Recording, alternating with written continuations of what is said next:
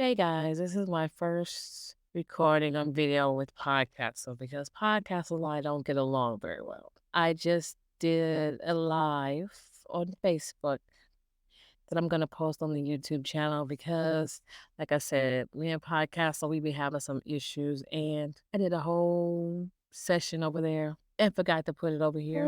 So sorry. I basically, in a nutshell, went over. Let's see, what did I go over? I went over the whole woman who stole 600 vials of Dilaudid, the nurse that stole 600 um, vials of Dilaudid from hospice patients, which just had me disgusted at the mere thought of you let some hospice patients suffer. I don't care what you say. You can't make me believe that no hospice patients suffered from her taking 600 vials of Dilaudid. You can't make me believe that she took four and gave you one, or she took two, you were supposed to get two and she gave you two, but she took two extra. I don't believe that. I think that she took all four and gave you nothing. And how do you not think that she did that? Because you have no proof that she gave them the medication. Probably all those patients have gone on to glory. So you can't ask them.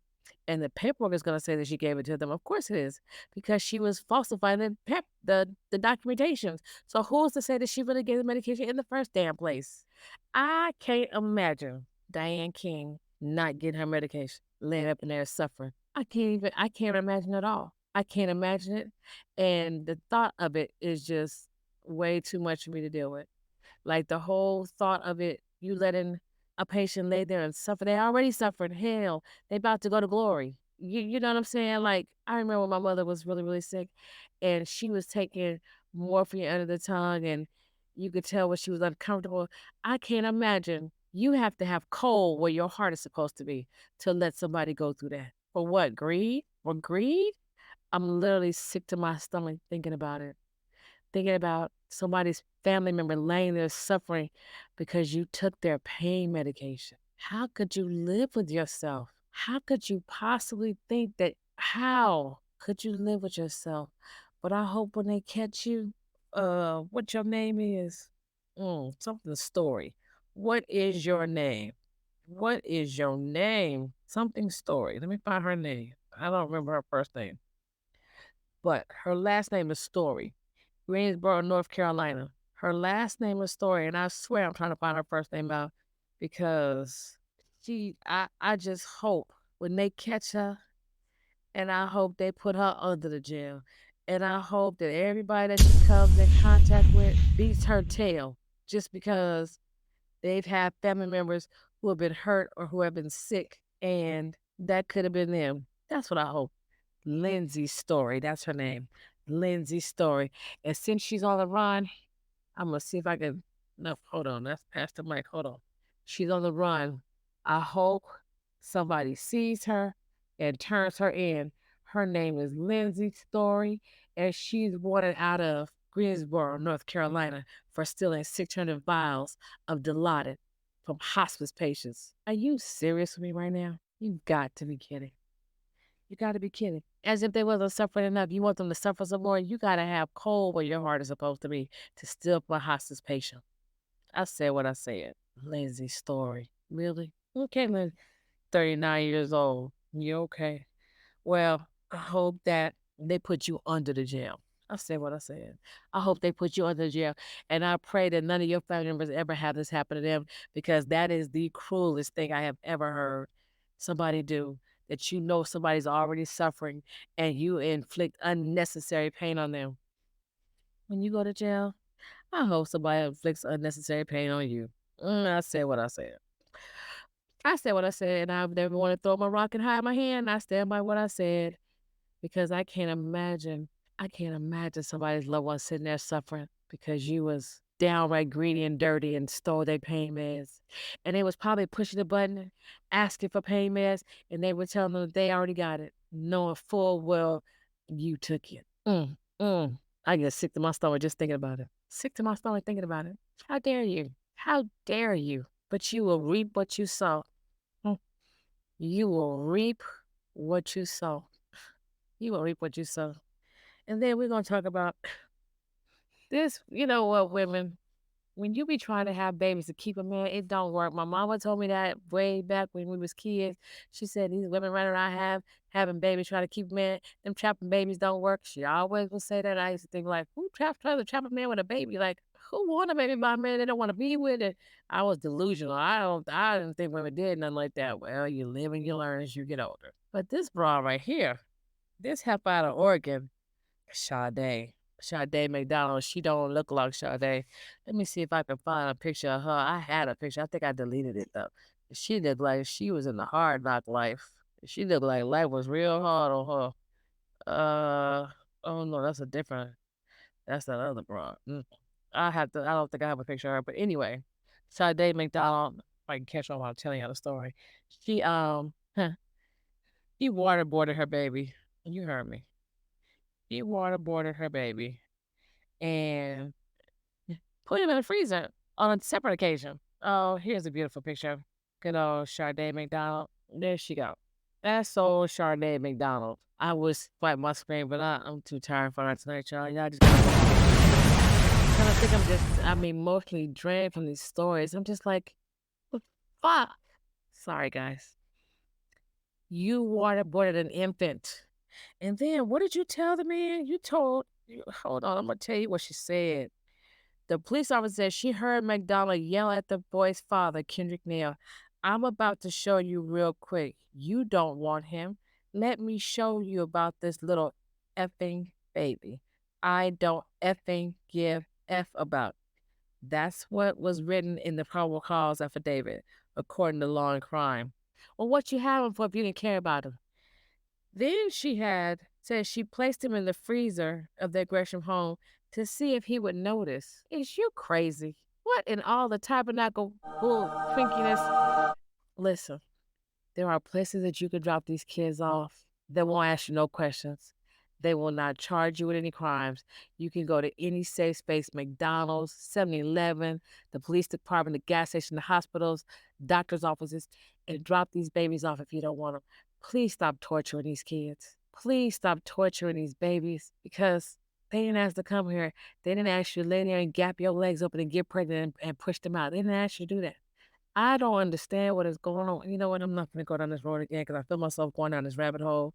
And I already shot a whole live. And y'all, I need people to do better. You got another broad who, I don't know if I should tell the story on here, but I'm going to tell it because I told it on a live. So it's already out there in the atmosphere. But I'm going to tell you what the topic, the title says. Woman accused of critically wounding 1-year-old niece while allegedly trying to stab a dog who stole her sandwich. Want me to say it again? Because I don't believe it either. Let me say it again for you. Woman accused of critically wounding niece. Her niece was 1 year old, while allegedly trying to stab dog who stole her sandwich. Now listen, I've ate a lot of good meals in life. I mean, some meals where the food just danced on my palate. It was so good. Okay. I ain't never wanted to kill no animal, let alone one for eating my food. Like, what? Let me tell you about this blessed child of God. So apparently her and her sister and these kids were staying at the Wyndham. Now, I was a Wyndham fan. I've stayed at many Wyndhams. The fact that you're staying in a Wyndham with a pit bull, I'm wondering, has Wyndham gone downhill? I've just, Indiana, Wyndham, I don't know. I'm a little suspect on what's going on with the Wyndham right now. I might need to check my affiliations. Just saying. So she allegedly, I'm gonna give you the abridged version, was in the room after going to Burger King with her sister and some kids. I don't know how many kids, but I know there's at least one other kid because the mother was of both the kids, or of all the kids, however many kids it was. She was in the bathroom running a bath for another child. She heard a commotion. She came out the bathroom, and the sister sitting there with a knife, and her other child is laying there screaming and bloodied. Now, they had gone to Burger King, came back, and there was a chicken sandwich involved. I guess the dog, which is a pit bull in a hotel with some babies, I digress. Pit bull stole the sandwich. And somewhere in there, she decides she's going to stab the pit bull. She going to do what? You going to stab a dog over a freaking Burger King chicken sandwich? Hell, I might have been a little mad if it was a Popeye's chicken sandwich. I might even a little irritated if I had a KFC sandwich. I've never had one, but maybe even a KFC sandwich. But a Burger King chicken sandwich? Girl, bye. That's the bottom of the barrel as far as I'm concerned. And you gonna stab a dog or what is that, $2.99 chicken sandwich? If it costs that much, I don't know. I don't eat it. But I mean, so apparently, allegedly, you tried to stab the dog and the dog moved and you stabbed your niece. Or you stabbed your niece. So you flee. The police come, you gone. The baby is in critical condition. 1 year old in critical condition. You better not never come in my presence again. Sister or no sister, do you hear me? Better not come in my presence again. Then the father, which is the grandfather of the victim, says, are you ready? Wait, I want to make sure I quote this right. Hold on. His name is Tracy Griffin. He said, the child is scared. No, the child is, what did he say? All right, hold on, y'all. Let me pause the class. Make sure I said this right. Hold on. Tracy Griffin said the child is scarred for the rest of her life. Family members allege that Keith suffered from addiction and mental health issues and said city services had not properly cared for her. So now we're going to blame everybody else, right? We're going to blame everybody else. When did we stop making excuses for things that family members do when they're, the horrific things that family members do when they're on drugs and addiction, whether it's alcohol, whatever the addiction is that makes you do these horrific things, when are we going to stop making excuses for the shit that they do? At what point do we say, a bullshit? At what point? And hold them accountable for the fucked up shit that they do. Because they do some fucked up shit. Family members do some real fucked up foul shit and blame it on addiction. I said what I said. If you want to get clean, because I've known some good addicts that got clean, and it wasn't because they kept going to rehab, because they're not going to get clean in rehab until they want to get clean. You can put them in some of the best, most expensive rehabs around. They're not going to get clean until they want to get clean. But you're going to blame everybody else for why your family member won't get clean. They're not getting clean because they don't want to get clean. They're not going to get clean until they decide they have had enough. They have hit whatever places they need to hit and they didn't want to go no further, and they decided enough is enough, and either they're going to do it with help or they're going to do it with pure damn determination in God. But whatever it is, they're going to do it if they want it bad enough. So please stop blaming everybody else for the shenanigans that your family members pull when they up here getting high, chasing whatever they chasing, tearing up your family, robbing you, killing and doing whatever they doing to get high. Please stop blaming. Well, they didn't get the right proper services. Oh, bullshit. I said what I said. You can't tell me. One, because I've been an addict. Two, I got addicts in my family. So you can't tell me. I said what I said. And I was never want to throw a rock and hide my hand. My family member know who he is. And if he got any issues, he know how to reach me. Well, he probably don't know how to reach me because he's forbidden from talking to me because I was over his shenanigans. I said what I said. And before he became unalived, I had to sever the situation because I don't play with mine. And I said what I said. So we're going to stop with the excuses about why they do what they do. Stop giving them access to you, and they'll stop stealing from you. I said what I said. Stop giving them access to you, and they'll stop stealing from you. Stop opening up yourself to them, and they'll stop doing you wrong. Listen or don't listen. I ain't got no dog in the fight. I just said what I said. And then we're gonna talk about. I am in my emotions right now because I feel like we as parents have a certain obligation to our kids.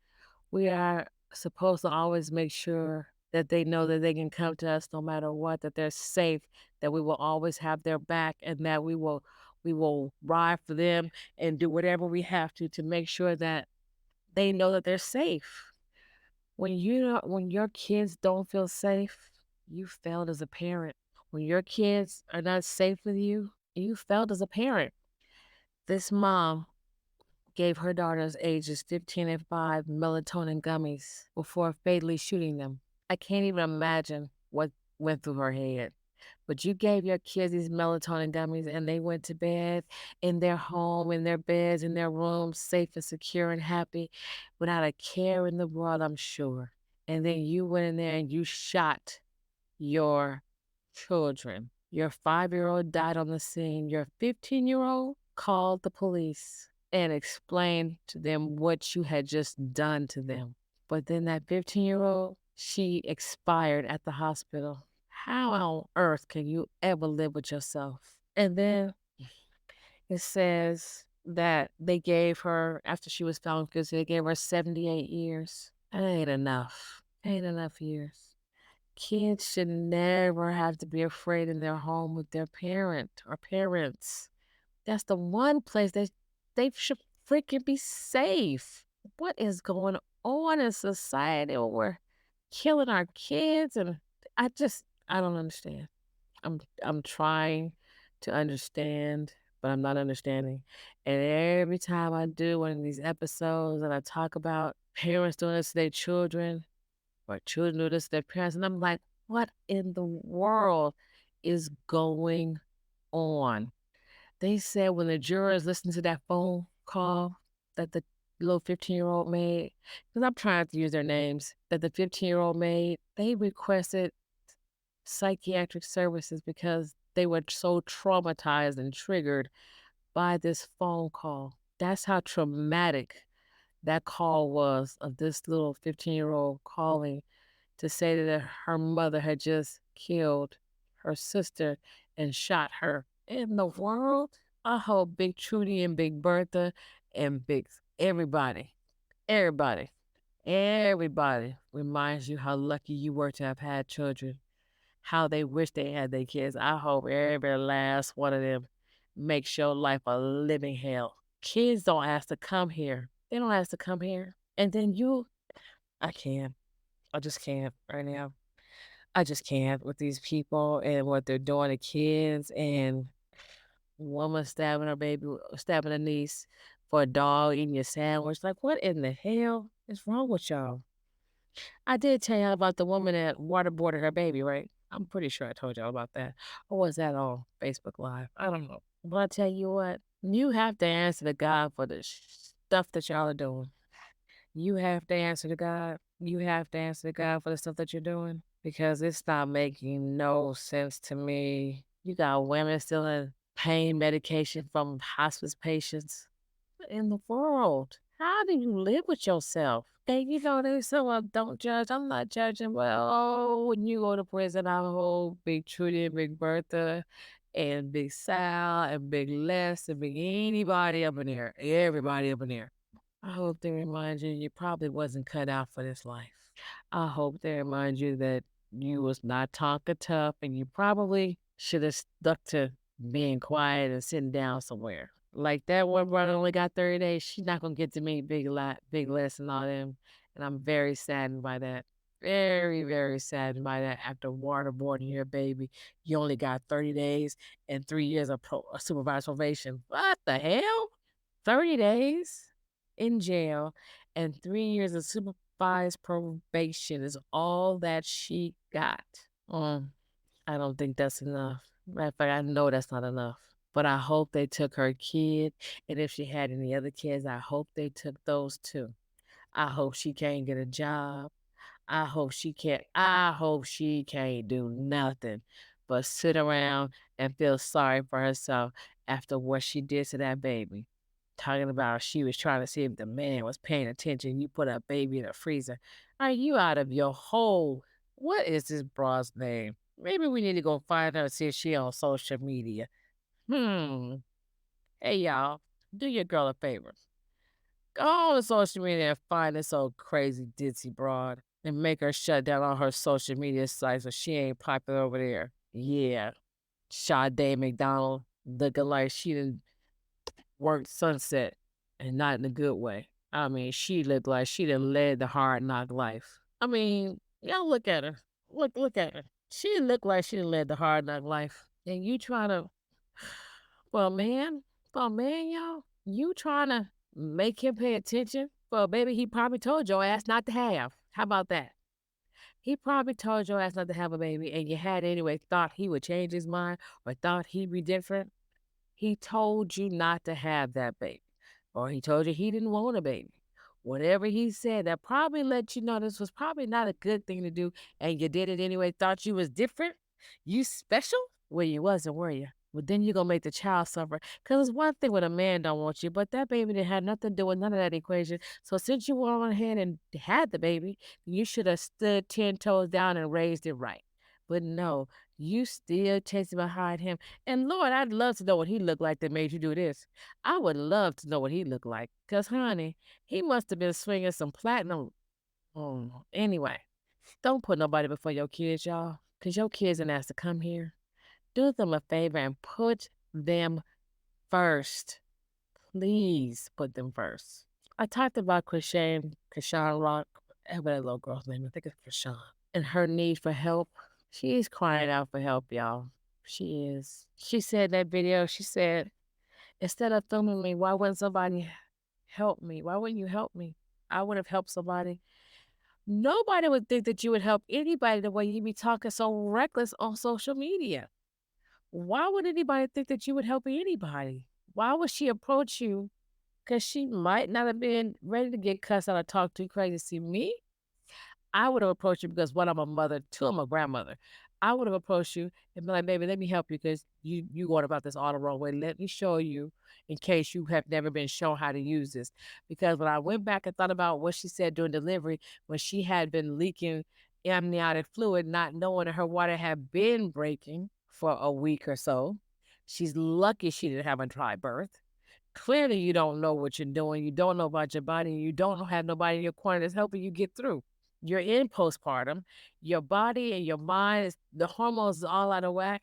And you still want this boy and it don't seem like it's working out so good right now. You got a lot of things going on emotionally, and I just wish and pray.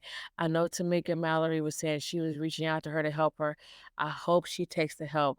I hope she eats some humble pie and just stop worrying about likes and what people on the Instagram and Facebook or whatever is saying about you, and get some people in your corner that really want you to win. I want you to win. I want you to dial it down and be the mother that children need mothers to be.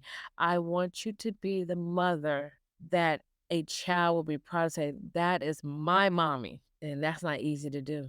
You don't want to be embarrassing your children. And you have more than one. That other one apparently is older and he has friends and friends talk and they make fun and they bully your kids because of the stuff that their parents do. You have to think about all of that when you're on social media doing these things and it can come back on your child. Because that kind of hurt baby, you can't fix. Do us all a favor, put your kids first. Because hurt people hurt people. We are all rooting for you, Krishan Rock. As mothers and as Black women, we are rooting for you. Put your kids first. And if you're not sure what that looks like, get around some older women who can show you what it looks like to be a mother and a mommy. If you're not sure, watch the Huxtables. Claire Huxtable was the baddest mama around, baby. She was a bad mama. She's a bad mama, Gemma. Claire Huxtable was a nice role model to go behind. She was a Black mother. She worked. She raised her kids. She took care of her husband. You didn't see her out there acting a fool. That was what everybody who wanted to be a mother was trying to mimic back in the day. Somebody said they don't have villages like they used to with the aunts and the aunties and grandmas. That's not true. But you have to remember, we did not grow up and raise our children so that y'all can go run into the club and pop in and drop it like it's hot and all that. No, no, we're not. That's not what we're doing. Will we watch the kids? Sure. Will we help you? Absolutely. Will we be there when you need us? Of course. But we're not going to be just your permanent babysitter so that you can run to the club and do this, that, and the third, and you ain't handling your business. If you got a job, you working, you taking care of your kids, and you need a break every now and again, we got you. But what we're not about to do is become your permanent babysitter so that you can run the streets and drop it like it's hot and chase every Tom, Dick, and Harry running down two notch. Say I want to say it again. I've never been one to throw a rock and hide my hand. You have anything to say about anything that I say, please, come on. You're welcome to come on my platform and talk about it. I'm not never scared. I want everybody to win. And on that, you can go to the Facebook Live and watch it. Because I said what I said. I love you guys. This has just been very draining. I think I'm in my feelings right now because Krishan Rock just seems so sad in that video. And I really felt for her, and I'm not a fan of Chrisean Rock because some of the things she says on social media just drives me totally insane. But on that video, I seen her, she's hurting, and she's reaching out, and she's crying out for help. I felt that. I definitely felt that. I'm praying for her. I'm praying for that baby and her other kid or kids or however many she has. I'm praying for them. I'm praying that she gets some support. It's hard being a single mother, and it's even harder when you're a single mother and everybody's watching. Stop them from watching. Stay off social media. They can't watch what they can't see. You go to Walmart, that's fine. But you know what you can go to Walmart and do? Not take the kid, not take the dog. Just go to Walmart, do your shopping, and go on back home. If you can't get somebody to watch your kids, there are plenty of people, I'm sure, that will come by and sit there and help you. If not, inbox me. I don't work for nobody no more. I take my job with me. I will come and I will help you because that's what real mothers do. We lead by example. We lead by example. Okay? I love you guys. I'm going to bed. Mwah, mwah, mwah. Happy Monday. Have an amazing week. Do something so spectacular. Make sure you come back and tell me about it, okay? Tomorrow, which will be Monday when you're watching this video, I gonna get back to exercising. I'm gonna get back to walking. My foot is much better and I miss walking. I miss walking and praying and having my time alone with just me and God. And I need it back. And that's what I'm gonna do tomorrow. Okay? Mwah, mwah. I love you guys. And here's some rays from Ray. Woo. Have a good Monday. Have a good week. And if you're not, don't you dare go messing up nobody else's. Shout out to my girl Tabitha Brown. Night, guys. Make sure you like the video,